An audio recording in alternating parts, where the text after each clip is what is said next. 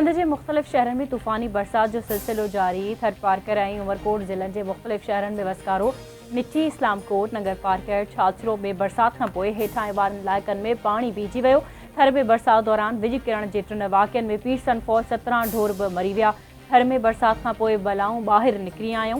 नांग के कखण सबब सगा, भाइरफौत, हैदराबाद, मटियारी, नवाबशाह, टन मोहम्मद खान, टंडो अलायार, मीरपुर खास, बदीन, सांगड़, कुंडरी, पीरोमल, वर्कशॉप, कंडियारी, हादा, सकरन, तलहार, संजर, चांग, शहदादपुर, टंडो आदम, टिपरो समेत ॿियनि शहरनि में भी वसकारो। बरसात सबब मवासिलाती निज़ाम दिरहम बरहम, बिजली की फरहामी मुअत्तल। कराची में सुभाणे खां ककर बसण जो इम्कान। शहरी बोर्ड जो ख़दशो, मुहाणनि के 31 अगस्त ताईं समुंड में न वञण जो मशवरो।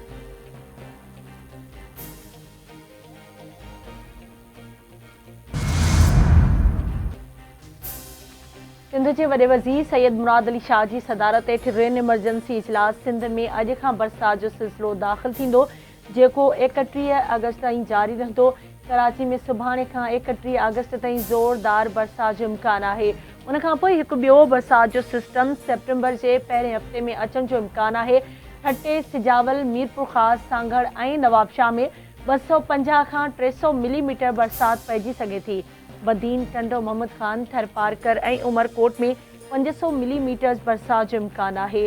चीफ मेट्रोलॉजिस्ट सरफराज अहमद की ब्रीफिंग। DGPDMA मूजिब 28 अगस्त से तेज़ बरसात की अगकथी है। कीरथल रेंज से बरसात के नतीजे में दादू, कंबर, शहदादकोट, जैकबाबाद और जामशोरो में बोर की सूरतहाल पैदा थी सके थी। समुंड मस्ती में रहंदो। वॾे वज़ीर कमिश्नर के ज़रूरी कदम खणण की हिदायत कंदे चयो आहे त कराची शहर के समूरनि नालनि की निगरानी हेठां वारनि इलाइक़नि में पानी निकाल लाइ मशीनरी जो इंतजाम कयो वञे। वॾे वज़ीर की समूरी इंतजामिया मकानी इदारनि के अलर्ट रहण की भी हिदायत।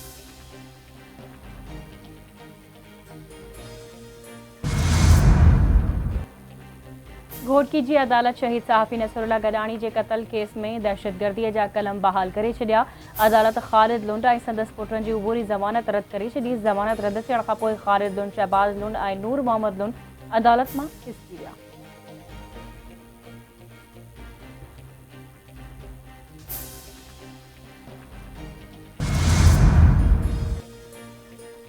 सदर आसिफ अली ज़रदारी और वज़ीर आज़म शहबाज शरीफ पारां मूसा खेल वाक़े की मज़म्मत। शहीदन लाइ मग़फ़िरत की दुआ और शहीदन के पोयण लाइ सब्र जमील की दुआ कई।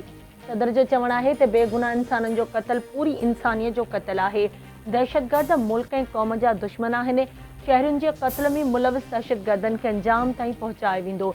वज़ीर आज़म मूसा खेल वाक़े की बिना देर जांच जो हुक्म ॾींदे चयो आहे त कंहिं भी क़िस्म की दहशतगर्दी क़बूल नाहे।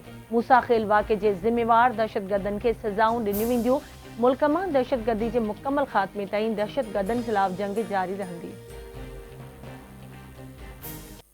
पाकिस्तान समेत सॼी दुनिया में हज़रत मोहम्मद मुस्तफ़ा सल्लल्लाहु अलैहि वसल्लम जे ॾोहिटे हज़रत इमाम हुसैन ऐं करबला जे शहीदन जो चालीहो मज़हबी अक़ीदत ऐं एहतराम सां मल्हायो पियो वञे। सिंध समेत सॼे मुल्क में मजलिसूं बर्पा करे अलम ऐं ज़ुल्जनाब जा जुलूस बरामद कया पिया वञनि या हुसैन जूं सदाऊं बुलंद।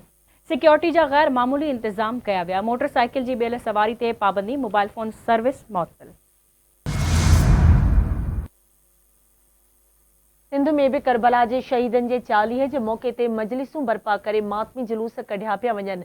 कराची में नशर पार्क खां बरामद थियल मरकज़ी मातमी जुलूस मंज़िल ॾांहुं रवां धवां। जुलूस रिवायती रस्तनि खां थींदो। इमाम बारगाह हुसैनिया ईरानिया खारा दर में नहर थींदो। जुलूस के रस्तनि के कंटेनर और ॿियूं रंडकूं लगाए बंद कयो वियो। जुलूस दौरान गुरु मंदिर खां टावर ताईं एम.ए. जिना रोड बंद।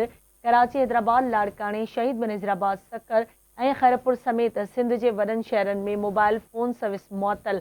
मोटरसाइकिल की ॿियल सवारी ते भी पाबंदी। अमन अमान की सूरतहाल के नज़र में रखंदे सॼी सिंध में रेड अलर्ट जारी कयो वियो। निजी और सरकारी स्कूल, तोड़े कॉलेज बंद। जुलूसन के रस्ते ते पानी शरबत जूं सबीलूं लगाई वियूं।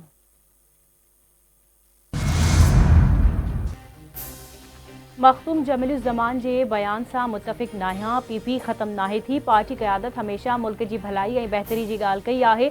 सिंध में ॿियनि सूबनि की भेट में अमन अमान की सूरतहाल काफ़ी बहितर है।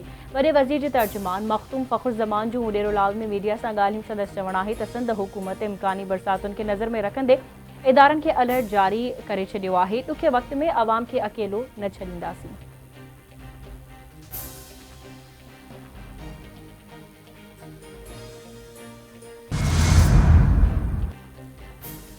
दरिया में सखर ऐं गुडू बैराजन वटि विचें दर्जे जी ॿोॾि बरक़रार। कोटड़ी वटि नंढी ॿोॾि बरक़रार।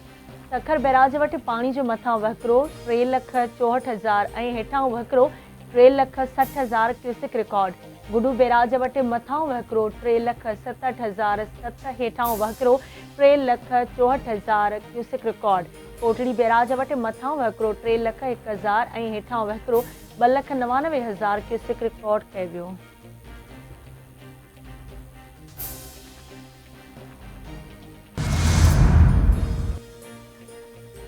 पीर जो ॻोठ भरिसां जागीराणी सोलंगी तकरार में ठाकुरनाई इलाइक़े में ॾहकाओ पखिड़ियल। ॻोठ पुल वटि हथियार बंदनि जी जदीद हथियारनि सां फायरिंग।